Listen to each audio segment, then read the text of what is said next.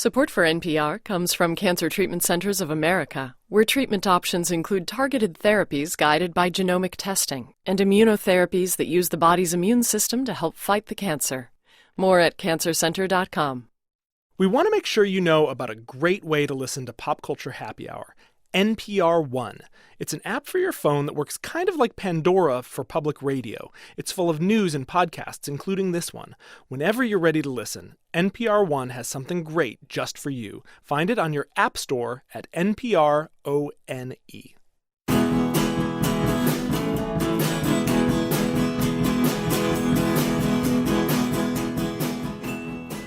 Welcome to Pop Culture Happy Hour, our roundtable podcast about what we're watching, reading, and listening to.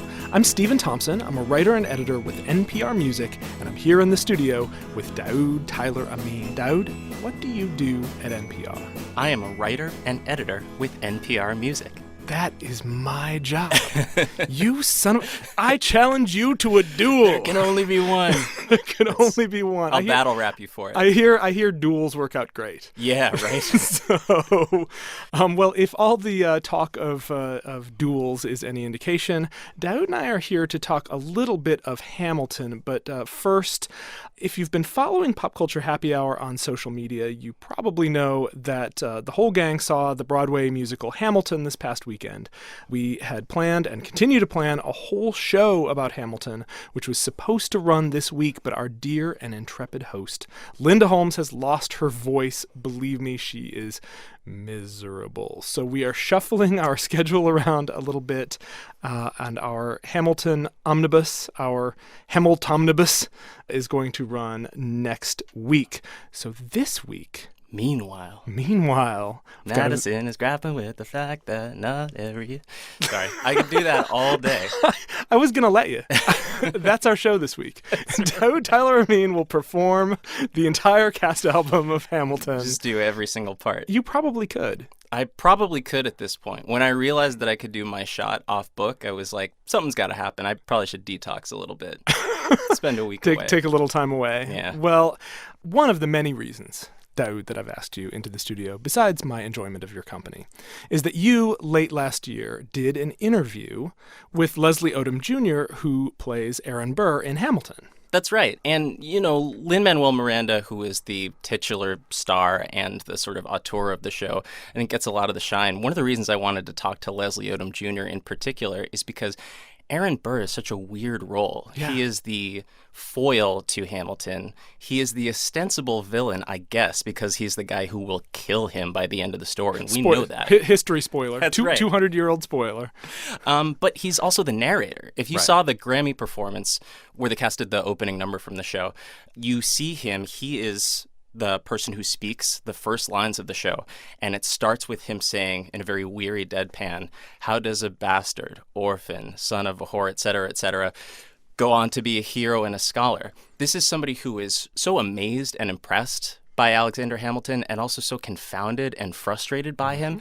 He has to articulate all of that while being both the storyteller and a character in the story, somebody with emotional stakes. And what's amazing to me is that he does so much of that with just his voice. I don't cover theater, really. I cover music. Right. And I was so amazed by what he could do with just a microphone as both a musician and an actor. So later on in this episode of Pop Culture Happy Hour, we're going to have a couple of other interviews about Gilmore Girls and Kanye West. But in the meantime, let's listen to Daoud, Tyler-Ameen talk to Leslie Odom Jr.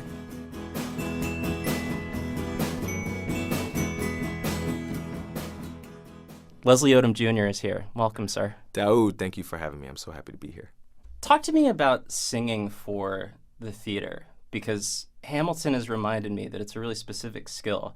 And you're a recording artist as well. You put a solo album out, was it last year? Yeah.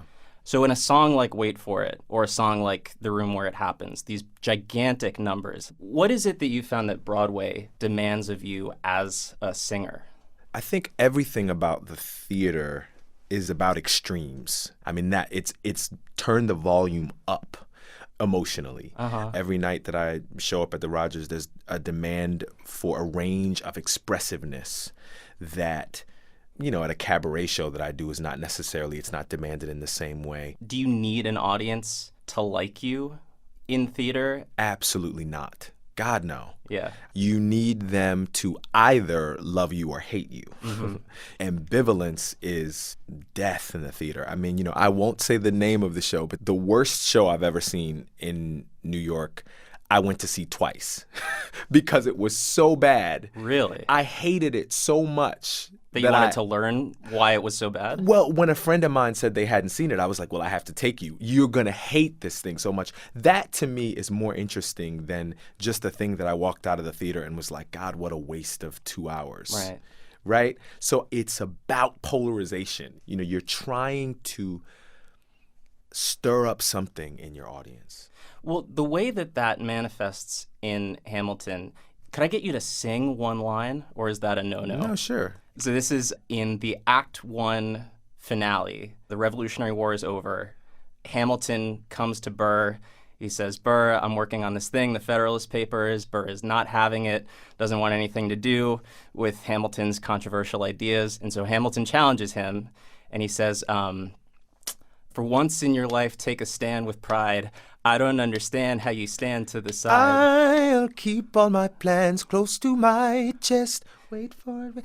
I'll wait here and see which way the wind will blow. I'm taking my time, watching the afterbirth of a nation, watching the tension grow. Knock, knock, knock. I'm not warmed up. That was probably terrible and out of key. No, you're fine. That moment is kind of incredible to me because all through that conversation, you've been trying to keep your cool. You've been trying to be dispassionate, speaking on beat, but not really engaging with the beat. And then it takes just the right provocation. And suddenly there is this operatic declaration. The whole timbre of your voice changes. And by the end of that phrase, you're sort of back in storyteller mode. You're not just talking about you. You're talking about the beginning of this country and all of the uncertainty that goes along with it. How does that happen? I mean, how do those decisions get made about what you're going to do with your voice in a moment like that? Daoud, what a fantastic and complicated question. And I can answer it in a really simple way.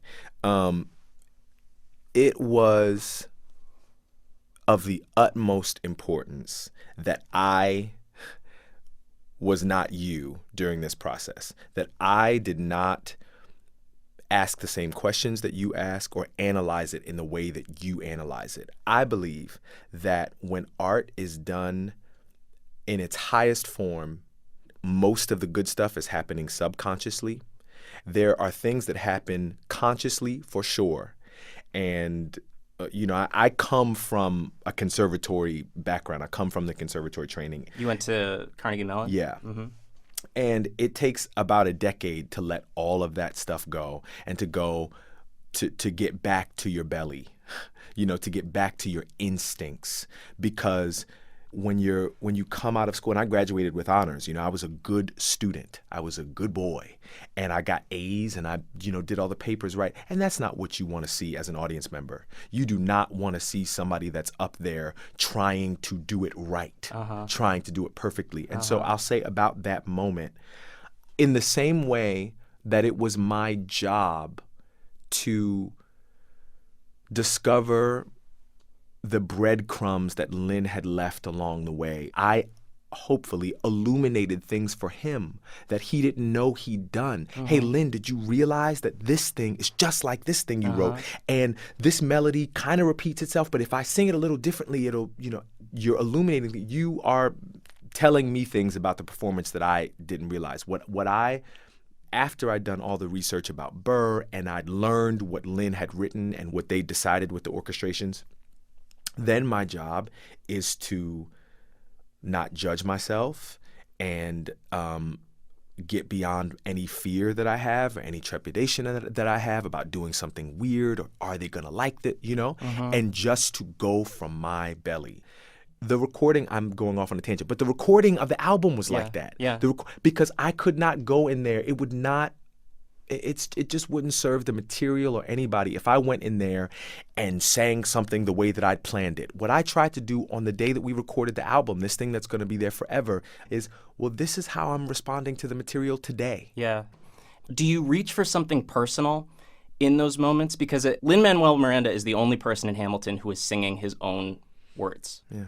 You were on Charlie Rose this summer, and one of the first things that you talked about was watching Def Poetry Jam. Yeah. As a teenager? Yeah. I was like 17, 18. And you talked about in that moment, the thing that was so compelling to you was that they seemed to need to communicate. You said they need you to get it.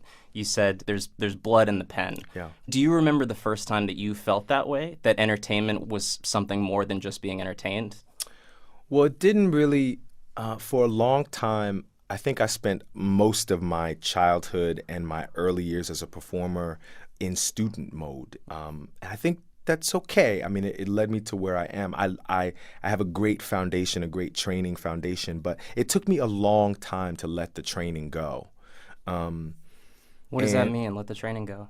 Well, because in material like this, I hope that there is a danger in what we're doing. I hope that we are on a razor's edge. You know, one of the best compliments that we got, one of our dressers, Jeannie, when her husband came, she said he spent the whole car ride home talking about how dangerous the show was. He said there's a point where Anthony throws a chair across the stage, and he said, do you realize, like, if that guy didn't catch the chair, like, somebody could die in the audience, somebody could get hurt. And that is, you know, again, the biggest drag in the theater for me is if I go see an evening of theater and there's not one surprise, there's not one moment that takes my breath away or makes me, you know, if it plots along and everything goes the way I know that it's going to go.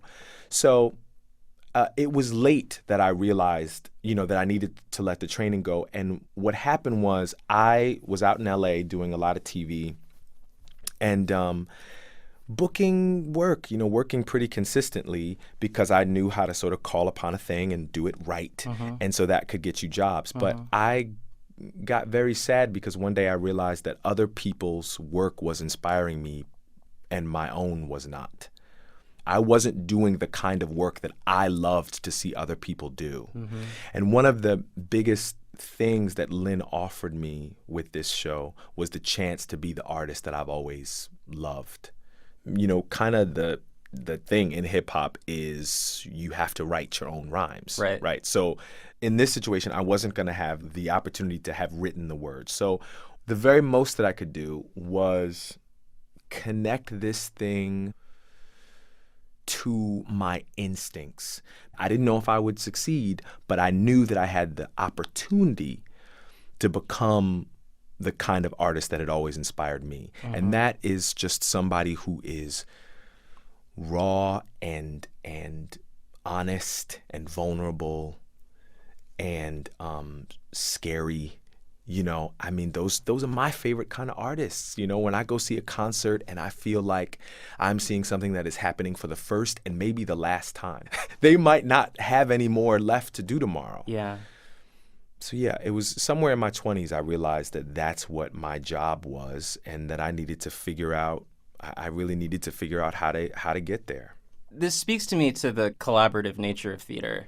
And it's actually an interesting counterpart to hip-hop because hip-hop in its beginnings was inherently a live medium and there was a strong group ethic to it. And now, like, you know, basically any kind of popular music, you can make it in your room. You can distribute it from your bedroom. Yeah. You can do all of these things without ever having to talk to another person.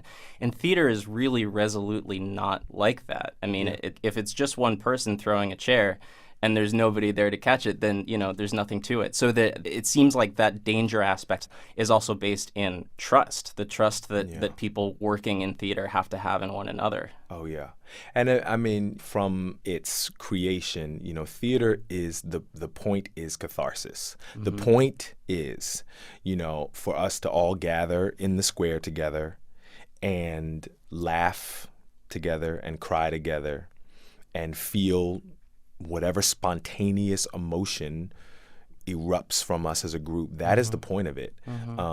The construct of our society is just that we, you know, all of us, we have to show up to work and be these good boys and good girls and we play by the rules and all this stuff. Theater is the place where I don't want to see you play by the rules. I don't. That's what we do all day. What we come here for is to see you throw a chair at somebody. I want to see you break the dishes. That's why I come here.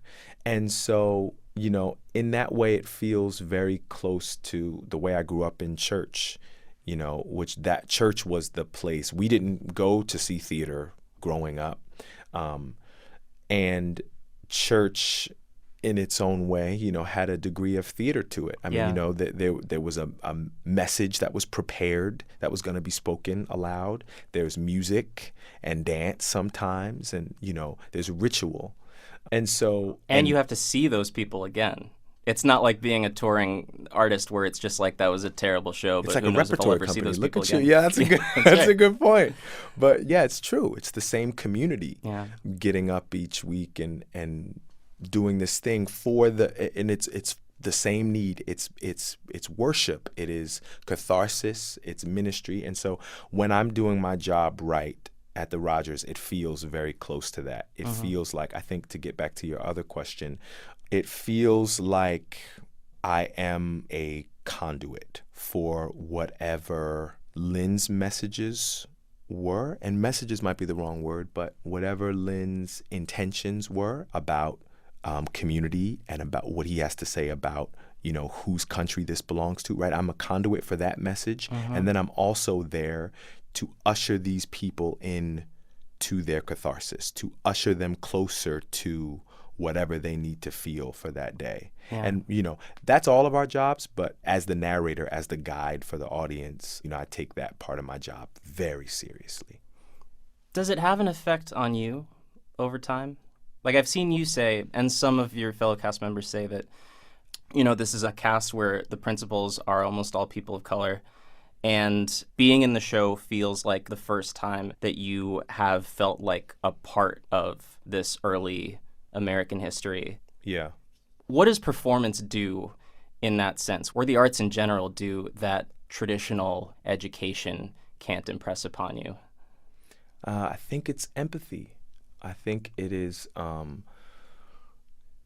literally stepping in somebody else's shoes for a couple hours and walking around in them and seeing how it might have felt to be them, how it might have, it's playing pretend. And then what happens is the same thing happens for the audience.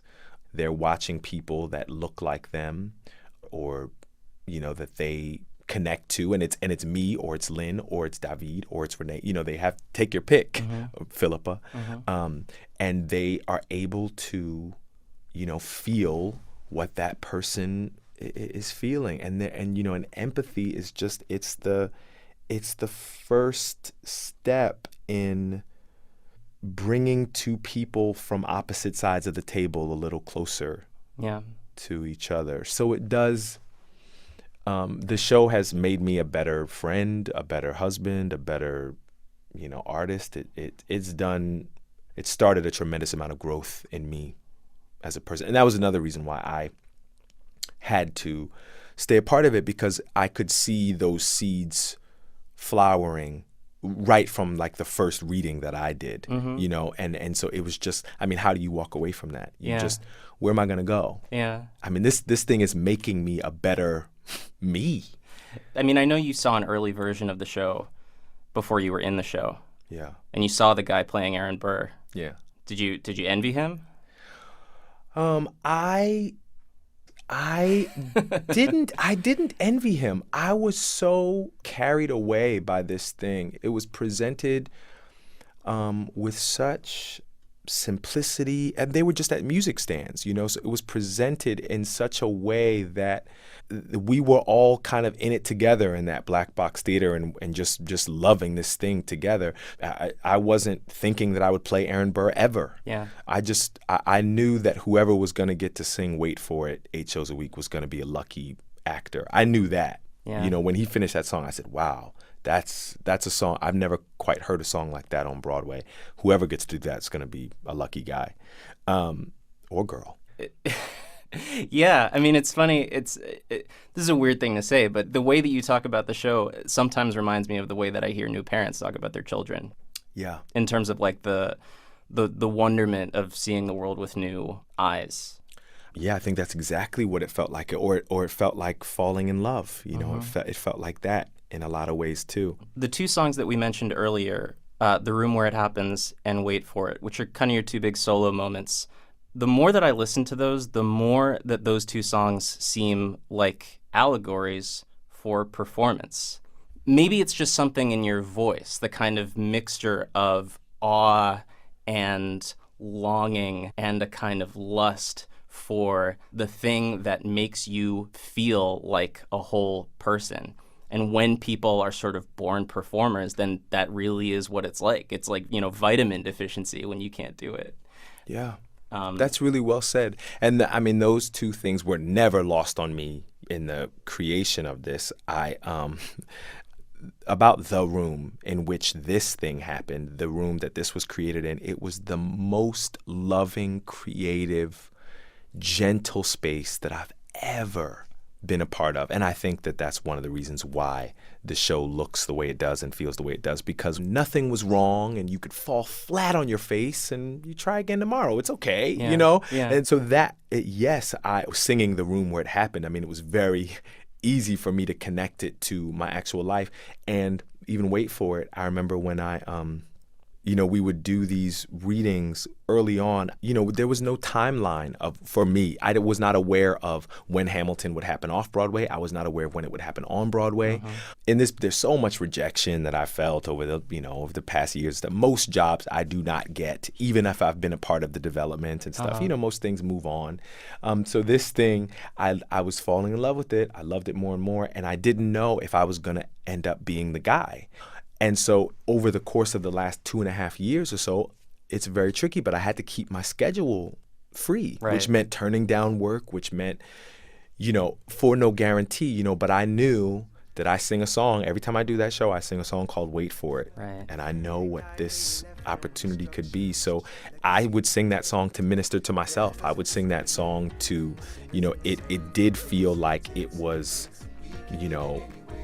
meant for me. Those messages were meant for me to hear, and now they're meant for me to deliver to somebody else who needs them. Wow. I'm willing to wait for it. Wait for it. Wait for it. Wait for it. I am the one thing in life I can control. Wait for it. Wait for it. I am inimitable. I am an original. Wait for it. Wait for it. Wait for it. I'm not falling behind or running late. Wait for it. Wait for it. I'm not standing still. I am lying in wait. Lynn has said explicitly a couple of times, he's like, the company is happier when everyone has food to eat. The Room Where It Happens and Wait For It are two of the best songs I've ever written, and I don't get to sing them. Lynn was incredibly generous with this material. And not only Lynn, Blankenbuehler and Thomas Kail and, our lighting designer, our costume designer, Paul Tazwell, they wanted everybody to shine. They wanted everybody, when it's your moment, what do you need? Because it's not always about what you're doing when you're in your light.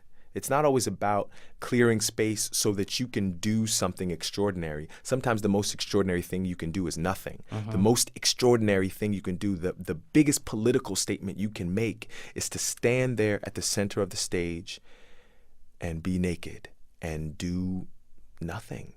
Just let us look at ourselves in your eyes. We have the chance in theater. It doesn't always have to be the way it actually is, meaning we can imagine it in a more perfect way, right? We can show what it could look like. This is the potential. This is what friendship and relationships could look like if we wanted them to.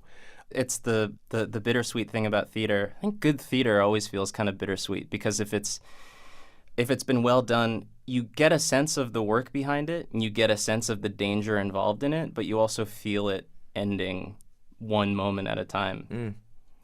It's true. But it's the thing that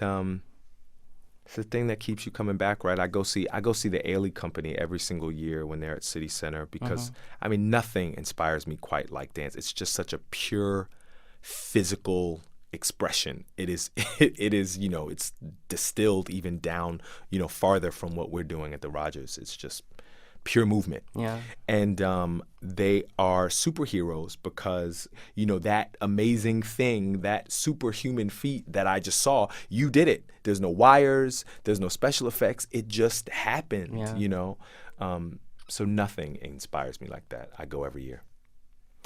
There's this theme in Hamilton about legacy. And one of the messages of the show is that you don't always have control over that. Do you think about your own legacy? I mean, do you think about, especially in theater where you have the cast album, but it's one of the quirks of theater is that there isn't really a definitive document? I think about it a little bit. I think about it in this way.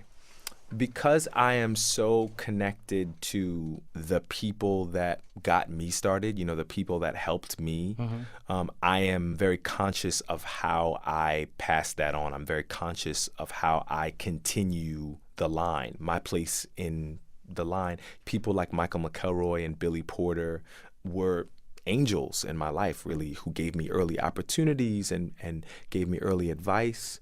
I wouldn't be here without words of encouragement like that, and not to mention the teachers and the stuff that I had coming up in Philadelphia and stuff. So I know that their legacies burn bright in me, and I talk about them always, and I thank them still.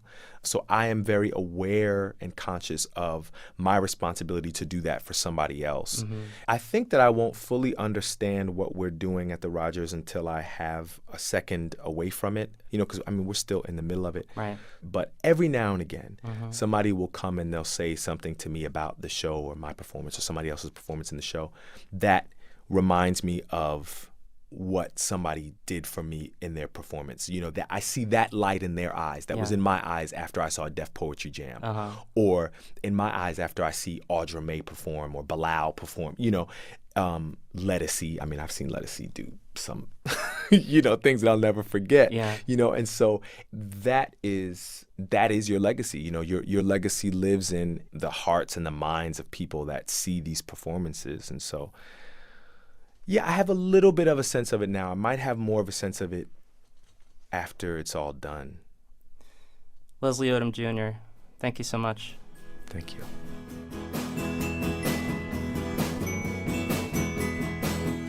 You can tell that Leslie Odom Jr. thought you were pretty cool, Daoud. I love how he was like, that is the most brilliant question I've ever heard. Yeah, like I told you earlier today, when I was sitting and talking to him, in the back of my mind the whole time I was just thinking, you don't have to do this, right? You don't have to speak so generously when you're doing press. People will still have you do press. Well, anyway, thank you, Daoud, for being a part of Pop Culture Happy Hour. You bet. Thanks, Stephen. This podcast and the following message are made possible by Weebly. You don't have to be a web designer or know code to create a fantastic website with Weebly. Created for people with the courage to start their own business and the dream to be their own boss. Choose from professionally designed, mobile-friendly themes. Then just drag and drop to quickly build and publish your site and update your site on any device. Get started for free at Weebly.com/happy hour. Weebly.com/happy hour. Welcome to Pop Culture Happy Hour. I'm Linda Holmes. I'm the editor of NPR's pop culture and entertainment blog, Monkey See. I'm here in the studio at NPR in New York, and I'm here with Sean Rameswaram. Hi, Sean. Hi, Linda. How are you? I'm great. Sean is a host at WNYC. Can I ask you what you're doing, or is this all completely classified? You what are you doing absolutely these can. days? It's out there. I sometimes tweet about it. I'm piloting a new show. It will not be called Pop Culture Happy Hour, but it might be sort of about pop culture. But we could all be friends and share the pop culture. Oh, no. I see. You're telling me about this on air so that nothing really dangerous can happen. I think it'll be sort of like my prior Bygone podcast, Sideshow. I was going to say, you might know Sean from Sideshow if you listen to that awesome show, which I miss very much. Thank you very much. Thank you for listening and recommending it once on did. Earbud. It was so meaningful to me. I recommended it. Yeah. It was a great deal of fun, but on to other great things. Sure, but similar things. So we all coexist. It's a beautiful thing. There's lots of space out there. Absolutely. Yeah. So we have been in New York talking to a bunch of people who we asked essentially, what's on your mind pop culture-wise? What do you want to talk about? And Sean said, I want to talk about Kanye. Don't run away, though. And I said, I want to hear you talk about Kanye, even though, as I understand it, Sean is also Public Radio's resident Drake expert. This is true. Correct? This is true. I don't think Drake would exist without Kanye. Kanye created an ecosystem in which Drake could flourish. And this is why, despite how easy he has made it now to really loathe Kanye West, I think we still need to give him what my aunt and uncle would call a broad margin. Nice. And truly consider his work and his madness and his oversharing and his reprehensible tweets alongside this amazing catalog of work that he has produced over the course of a decade or more. And so that is why, Linda, I said, let's talk about Kanye West. Absolutely. Not in the way he sends a tweet and the whole blogosphere reacts, but in a way that I've now spent almost a month with this album of his. Right. And I think it's worthy of a conversation. Okay, so first explain to me kind of the roots of your Kanye fandom. Sure, yeah. So he released The College Dropout when I was still in junior college in Southern California, and it was the most melodic hip-hop album I'd ever heard, and it was so soulful.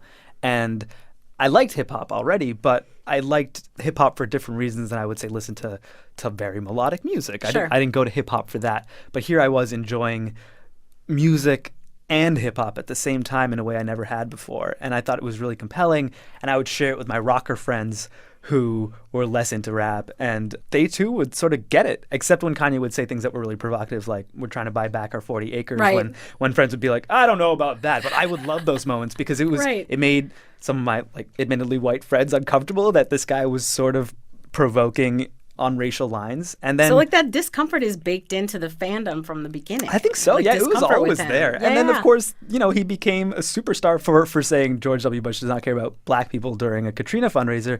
And that was, I feel like, as someone who had a podcast about relatively viral stuff, that was maybe one of our first cultural moments where everyone saw it and saw it again and saw it again on the internet. Whether you were watching that fundraiser live or not, which I was. Yeah, I was too. Yeah, you could spend your time watching that video over and over again and like glorying in the shock on Mike Myers' face, or feeling, I felt like deep sympathy for this guy who couldn't help but say something that he felt so strongly in this moment. And it hurt him to say it, it looked like. And I think it really did. And then I was just in his corner forever. And then, if I'm ranting, tell me. And then he released a series of incredible albums that were practically flawless. Late Registration had this luscious production from John Bryan, who was already one of my favorite producers. Kanye West had the smarts to go after a guy who worked with Fiona Apple and Amy Mann to produce a rap record for him. And it was just the most brilliant thing I'd ever heard. And then not long after, he released My Beautiful Dark Twisted Fantasy, which is, I think, still remains like the dark side of the moon of hip-hop. And then after that, people probably asked, where's this guy going to go next? He did Yeezus, which to me is like the Kid A of hip-hop. And then there was this pregnant pause, and people started to think, maybe this guy can't do it again. I mean, how could we blame him for not being able to do this again, to reinvent himself completely again? It would be Bowie-esque. And that brings us to The Life of Pablo. Yeah, let's talk about The Life of Pablo. So, I mean, this is an album that he tried to gradually reveal details about on Twitter by himself in the most ham-fisted way imaginable. Yeah. It started with this sort of smart posting of a track list, which was just, you know, Sharpie on Notepad and sort of friends who had been coming by the studio signing off on it. And, well, this album went through several album names. Yeah. The track listing kept changing publicly. He was sharing far too many details. He proclaimed it would be the greatest album of all time. Sure. Never a good idea before an album release to proclaim that it'll be the greatest album of all time, especially when you're Kanye West and you've released some really remarkable albums. Right. And your fan base is already terrified that this one won't be that. And then, you know, there were just terrible, terrible tweets, including one saying that Bill Cosby might be innocent. And then at that point, I didn't even want to listen. I've had friends call out Kanye West on Facebook, and they say, Kanye, you need to shut up. And this was years ago before all this Life of Pablo stuff. And I would defend him. I'd say, listen, this guy has had the biggest influence on what Kurt Anderson once called the last great invention of American culture, on hip-hop, than any other person in memory. And he deserves a broad margin, even when he's being sort of annoying. But when he said that thing about Cosby, I was just like, no, I can't. My brother said to me, like, why does Kanye hurt the ones who love him? And that's actually how I felt. I said, like, I don't think I even want to hear this album. And then in these permutations of the track listing, you saw the track listing kept growing. Yeah. And some of these songs that were terrible and seemingly drafts had made it onto the album. And it was so puzzling to me that this perfectionist was putting these surely, like, lesser songs from his catalog on this track listing. And then the New York Times, John Caramanica said, maybe unfinished is the new finished. And That's an amazing line. I laughed. That's an amazing thing for a critic to say, I think. I think so too. And then Pitchfork's Jason Green gave the album a 9 out of 10. Rolling Stones, Rob Sheffield gave it a 4.5 stars out of 5. So after hearing that song, I listened to the album thinking, okay, I must have had it wrong. And I think all of those people should maybe be fired.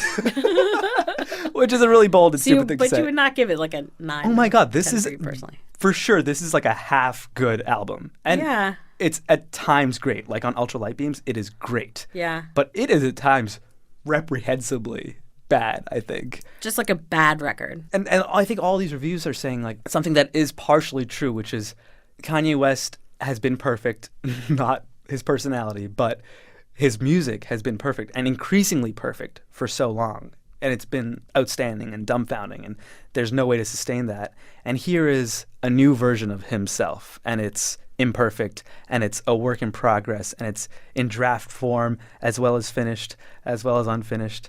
And that is a valid argument. I don't know. In my mind, criticism should be about the quality of the product and not like the larger theme. I mean, I think people have a kind of a romantic idea of what it means to show your process and show, like, you know, this is looking at the backside of the tapestry, right? Yeah, sure. Yeah. And what that process is like. I mean, there are all these like Rhino Records releases of Elvis Costello, early versions of everything from Imperial Bedroom. Yeah. That really does show you what goes into writing songs. Yeah. But very often, I would listen to those and then I would think, I get why he went with the later version instead of that one. So it's an interesting thing, but it's different from saying, this is brilliant in that it's unfinished. Exactly. And maybe for Kanye, that's okay. But I think Karen Manica, for example, cited the Rihanna album as another example of this unfinished thing. Rihanna made us wait so long for her album, and it's just sort of okay. Mm-hmm. But to me, coming from Rihanna, it's not as compelling because Rihanna's never been like this perfectionist. Kanye's famously and like madly obsessed with having the best representation of his work out there. I've seen him live in Chicago at Lollapalooza, and he refused to come on until he got everything right. And the crowd was booing him by the time he came on, and he had like a mental breakdown on stage because he wanted everything to be perfect and they didn't understand. So I think with him, it is excusable, but it's also rare to have. So you get like the Dylan sessions and the Costello sessions years later, but we've got it all now. It's still on SoundCloud and on YouTube, so we can hear these drafts and the final product and the changes he's still making apparently to this album all at once. And it's such a different experience, and maybe in some way it's sort of groundbreaking. Yeah, well, and one of the things you talked about is that he's kind of encouraging people to play around with it themselves up to a point. I think he is subconsciously encouraging people to tweak the album and as they see fit by having tweeted so many different versions of his track list and by suggesting very frankly that he couldn't make up his mind on what this thing should be, though he thought it was the greatest album of all time before he tweaked it 4 more times. So that's the funny thing about it. So Kanye's version of the album, I believe, is 19 songs long. I don't have Tidal. I will admit that my friend sent me a version of the album. That's how I first heard it. And his version was even longer. It had a couple of extra tracks, and he said, I subbed in this one here, I subbed in that one there. And it's become what's brilliant about this experience of listening to this album is that there may not be a version of this album. The first version I had ever heard was my friend Joe's version. Right. And I couldn't stand at least 4 or 5 songs in it, so I started trimming it off, and I came up with my perfect 14-song version of it. And even in that 14-song version of it, there's a couple songs I would like. But what's interesting is the version my friend Joe sent me already had remixes and edits of the album, and you can find endless amounts of people saying like, oh, I like that one with the Frank Ocean verse and not this one. And Somewhat on Vice flipped one of the better songs on the album called Waves. The title of the blog post on Noisy was Some Reverse Kanye West's Waves, and it sounds like a radio broadcast from heaven.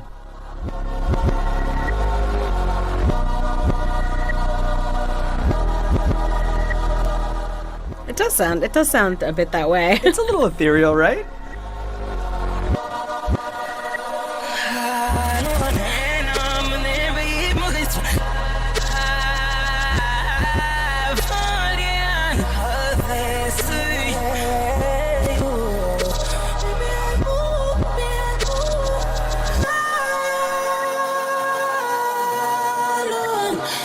The song's pretty the right way too. Yeah. But I'm so fascinated by these things popping up instantly and how people are latching onto them and even replacing them as their favorite version of the song. And here's my version of the album. And I think that's an experience that Kanye, through all his madness and terrible tweets, Kris Jenner needs to take his phone away. has given us. And he said something. He did this interview in Interview Magazine once where Steve McQueen, the filmmaker, interviewed him. And this was 2 years ago in 2014, January 2014. But he sort of presaged that he would do this. He was talking about the Bound 2 video, and he said, "It's about the creative process even more than the final product. I think there's something kind of depressing about a product being final, because the only time a product is really final is when you're in a casket." Wow. It goes dark, as it often does with him.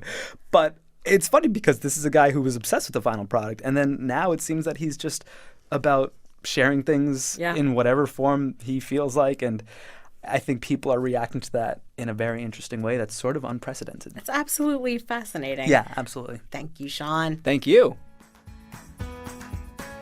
Support for this podcast and the following message come from HBO Now, the new way to stream all of HBO. Every episode of every season of HBO's series, plus the biggest and latest movies before any other streaming device. And no TV package is required. Download the HBO Now app on your favorite device to start your 30-day free trial instantly. Welcome to Pop Culture Happy Hour. I'm Linda Holmes. I'm the editor of NPR's pop culture and entertainment blog, Monkey See. I'm here in the studio at NPR in New York with Daisy Rosario. Daisy is a producer for Latino USA, which is independently produced but NPR distributes, as well as the host of the podcast Serially Obsessed, which is, yes, about being obsessed with cereal. Welcome to the show, Daisy. Thank you so much for having me, Linda. I really appreciate it. Yeah, we're psyched. When we asked people what was on their minds, pop culturally speaking, Daisy mentioned the upcoming Netflix return of the Gilmore Girls. Yes! Now, as I understand it, you were not a fan of this show when it was originally on. No, I didn't watch it when it was originally on, although I realized kind of looking back that it was during this big window of time where I really was not watching a lot of television as it aired. What brought this show into your life recently? So I saw that it was on Netflix, and my boyfriend is also a longtime fan, and I had always been kind of interested in it. I was like curious about it. I was super aware of it when it started airing because when I was in college, I was at NYU as in Tisch for acting, and my next door neighbor roommate in my freshman dorm was Alexis Bledel, who plays Rory on the show. She sure does. She actually was in acting school, so I remember when she left to go do the pilot and then when she left again to go do the show because it got picked up. And so to me, it was the show that starred that girl that I used to live next door to for a while. Nice. Whose room I had to break into once to turn off an alarm clock that wouldn't stop going off in the middle of the day. So you had like a personal connection. Yeah, and it was strange to me. And also, I was in college. I grew up the only child of a young single mom, so I was off having my first adventures. I was not tuning in late at night to stuff like that. So how recently did you dive into it? I started watching it last year, and I worked my way through the entire series, wrapping up just after the new year. So if there's anyone who is not familiar with the Gilmore Girls is the story of a single mom who has a daughter that she had very young. So I think when it starts, Rory's like 16 and Lorelai's like 32. Yeah, she had her about 16. Yeah. So you're meeting them right when Rory is the age that Lorelai was when she had her. And then I was having this whole weird reaction to the show because I basically grew up like the Rory character. Yeah, I was going to ask you about that. I heard you on a panel last week talking about a story that sounded very kind of related. Yeah, my mom had me when she was a teenager, and growing up it was just her and I, and we were so close. I mean, really just thick as thieves. I definitely was that person that was like, my mom's my best friend, and I was hers. And, we had our own little world. And so to start watching the show, I always knew it was about a mother and daughter, and very clearly just from looking at them, obviously, Lauren Graham is supposed to have been young when she had Rory, but I didn't realize how much I would relate to it, having grown up similarly. And, I mean, there were so many times just starting to watch it, I was like, oh, my God, I was so much like Rory. Like, my mom barely finished high school. She probably would have barely finished high school even if she didn't have me, but I was the really good kid who was clearly bright from a young age, like tested into accelerated classes and things. Like in kindergarten was always, I'm going to college, I'm going to college, I'm going to college, which was exactly like the dynamic with Gilmore Girls. So I knew it was about a mother-daughter. I didn't know exactly how much it would hit home for me. And you were very close to your grandparents too, right? You talked about that as well, that relationship that Rory has with Lorelai's parents. You were very close to your grandparents as well. Yeah. My grandparents were kind of the real sense of stability in our lives to a degree. And I think we had a better relationship with them. My mother had a better relationship to my grandparents than Lorelai necessarily does on the show. My grandparents were not wealthy, but they had more than us. I always say, like, my mom and I were poor, my grandparents were working class. And so they were the ones who would offer to pay for things if necessary, or my mom would have to go to them for certain things and offer help here and there. And, but even then, my dynamic with them was very different. My mother is very different than my grandma, and the two of them did have their issues for a while, and then I was very close to my grandfather. So, yeah, I felt like, oh my God, I didn't know that this show is so much about my life. Are there specific moments on the show that you can look at and say, I really relate to this specific event or moment? Yeah, I can think of kind of two things. So one is the overall relationship between Rory and her grandfather and how much she's like him in personality, and they have the same interests that maybe everybody else in the family doesn't quite understand why they both love these things. That was absolutely my dynamic with my grandfather, and that kind of sense of pride that you can see in him and her was very special to me. Like when I got into college, the first person I was probably the most excited to tell was my grandfather, even though I knew my whole family would be excited for me. Like telling him that I got into the place I wanted meant more. And then there's a very specific episode in season 4 that I cried like a baby when I watched it, and I wasn't expecting to. I just lost it. It's an episode called The Incredible Sinking Lorelais. And it's Rory's at college for the first year, and Lorelai and Rory they're just both so super busy, and they can't quite connect that week, and they're so used to being each other's support system, and they're both off doing the thing that they love and they're so excited about, but they both feel like they're failing, and they just completely lose it, half out of fear of like letting the other one down. And I was watching this, and I really remembered some very specific instances that were very much college related to that same feeling. I mean, I immediately started texting people like, guys, this episode is too much. This one is killing me. I can't. Oh, God. Like I was in it. I was so in it. Yeah. And I should say, there's an episode of Latino USA that I was listening to the other day called Abuelos. Yes. Where you talked to your grandfather. I did, yeah. And he talked about a whole bunch of other stuff. And people who listen to this show should also listen to that show, because that same episode has an interview with Yvonne Cole. Yes. Who plays a bunch of... She's like every Latina grandma on TV. She it's is. The same actress. Including the wonderful one on Jane the Virgin, which is a show that we have talked about on our show. Oh, yeah. So I highly recommend that one. But that was a very interesting conversation with him because, he's so invested in you, and it's a wonderful talk. And I think, for folks who are curious about that, I would encourage them to seek that out. When you look at that show over the course of like that whole bunch of seasons, did you feel equally attached to it all the way through? Because I'm curious. I think a lot of people felt like, like a lot of shows, they gradually kind of dropped off their interest in it. Oh, sure. But I'm curious about whether it's different when you kind of watch it later in a more condensed period of time. Watching things, binge watching is always such a weird experience because you start to not know where the boundaries are. Like, Right. I didn't always know when, I've started into this season. Right. Or I'd fall asleep in one season and wake up in another. I did feel very connected to it all throughout, except for the 7th season, Yes. which is controversial. Sure. Apparently, I caught up on the internet Yeah. to see how controversial the 7th season of Gilmore Girls is for everyone. And that was the one that I didn't relate to. But I think I went through such a similar trajectory in a lot of ways. And my mom, I could see her going through the same kind of like, who am I now that my daughter's not in the house all the time and doesn't need me every minute? Like, who am I? And that kind of growth felt very real and natural. And then the 7th season is a huge problem for many reasons. It is like, Yeah. so like the tone changes immediately. The writing is clearly different. Like everything about it is different. And I was sitting there just as frustrated as probably people were as it was airing. Just, ugh. Yeah. How do you feel about it coming back? Do you have that feeling of like, I really want to catch up with everybody? Or do you have that feeling of like, leave it be where it is? Oh, man. I am really excited, but that excitement is definitely tempered by my reaction to other Netflix revivals. Such as? The Wet Hot American Summer one is rough for me. And I say this as someone who is friends or friendly with a lot of people who are involved in it.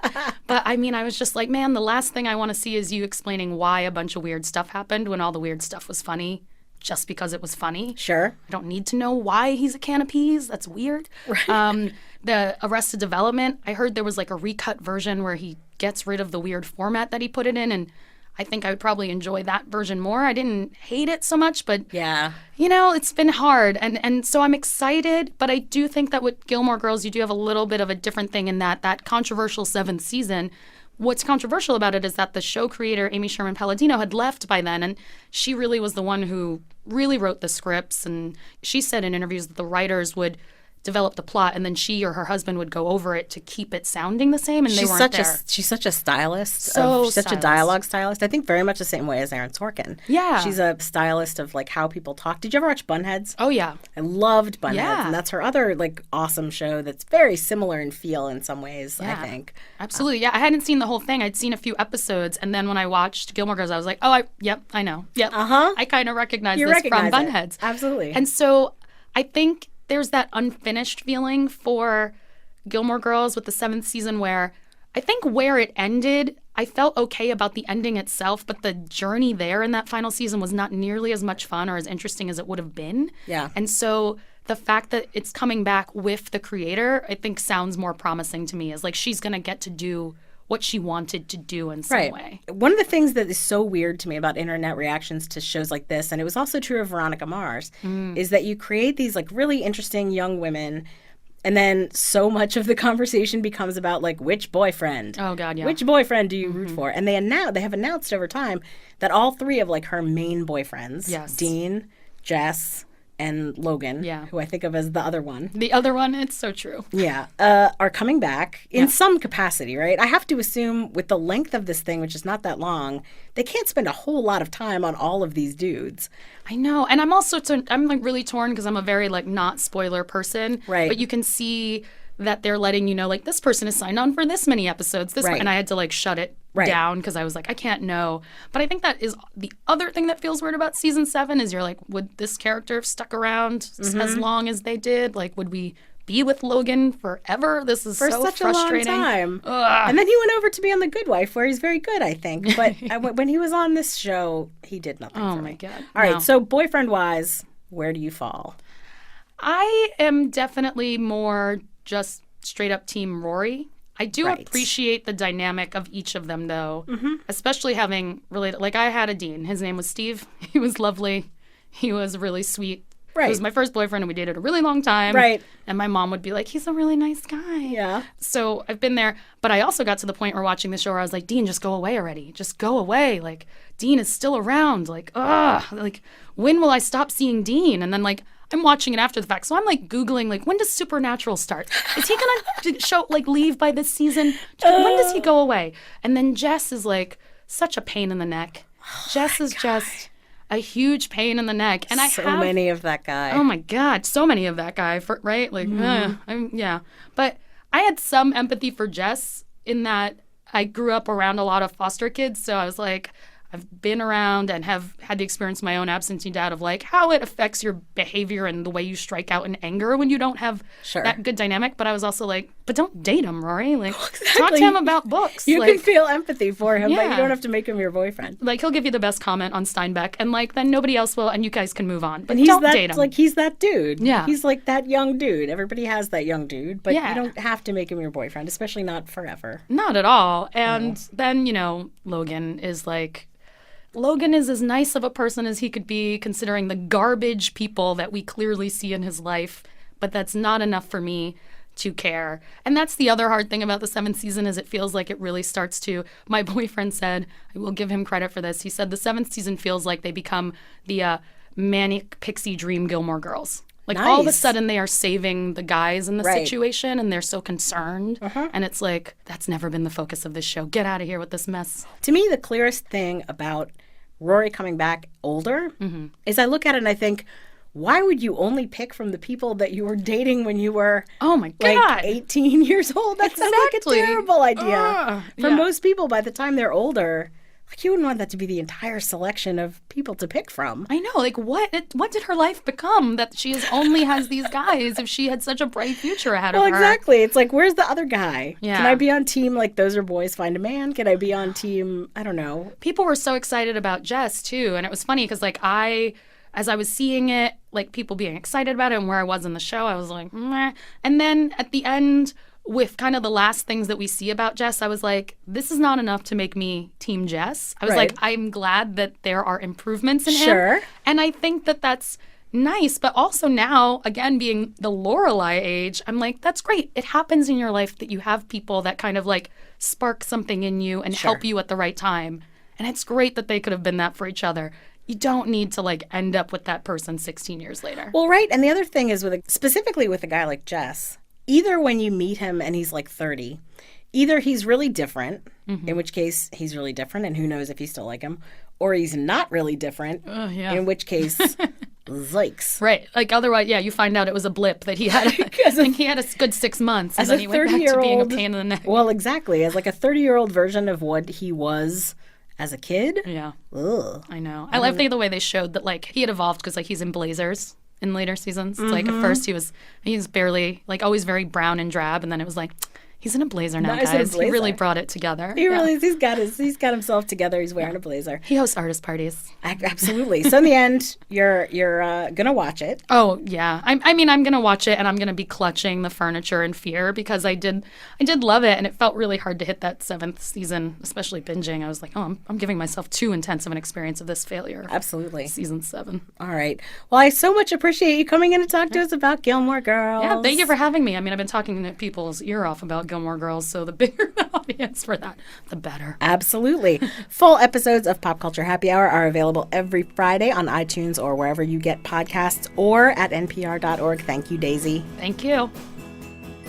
And that brings us to the end of Pop Culture Happy Hour. You can follow all of us on Twitter. You can follow me at I Dislike Steven. You can follow Linda at NPRMonkeyC. You can follow our guest Daoud Tyler-Ameen at Art Sorority. You can follow our guest and pal Sham Rameswaram at Rameswaram. That's RAMESWARAM. You can follow Daisy Rosario at It's DMR. That's ITS DMR. You can follow our producer, Jessica Reedy, at Jessica_Reedy. And you can follow our producer emeritus and music director, Mike Katzif, at Mike Katzif. That's KATZIF. Mike's band, Hello Come In, provides our in and out music, which you are tapping your foot to now. Thanks to all of you for being here. Thank you all for listening, and we will see you back here next week. Thanks for listening to Pop Culture Happy Hour. NPR's new Politics podcast is where NPR's political reporters talk to you the way they talk to each other, with perspective on the primaries and beyond, short takes on news, and reporting from the campaign trail. You don't have to keep up with politics to know what's happening this election year. You just have to keep up with them. Listen and subscribe.